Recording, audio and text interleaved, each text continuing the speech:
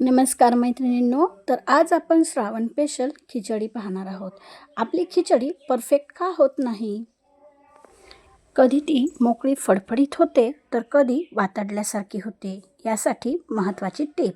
ही tip ऐकण्यापूर्वी आपण माझ्या चॅनलला सबस्क्राईब केले नसेल तर सबस्क्राईब नक्की करा. सर्वप्रथम साबुदाणा भिजवण्याची पद्धत.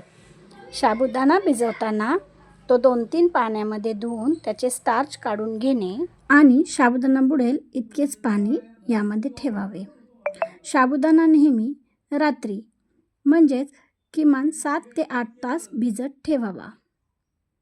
आपला साबुदाणा असा पांढरा दिसतो किंवा वातडल्यासारखा दिसतो. यासाठी साबुदाण्यामध्ये नेहमी 1:2 असे प्रमाण घ्यावे.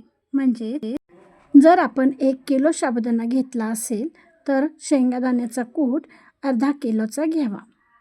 आता या ठिकाणी मी शेंगादाण्याचा कूट अजून टाकला आहे. आता आपण ही खिचडी व्यवस्थित हलवून घेऊ, म्हणजे हा शेंगादाण्याचा कूट त्यामध्ये छान मिक्स होईल आणि खिचडी मध्यम आचेवर 7 ते 8 मिनिट ठेवून देऊया. अशा प्रकारे आपली मऊ लुसलुशीत चविष्ट खिचडी तयार आहे. आपणही खिचडी करताना अशाच पद्धतीने करा आणि कमेंटमध्ये नक्की सांगा माझी ही ट्रिक आपणास कशी वाटली. आणि अशाच नवनवीन टिप्ससाठी चॅनलला फॉलो आणि सबस्क्राईब करा. धन्यवाद मैत्रिणींनो.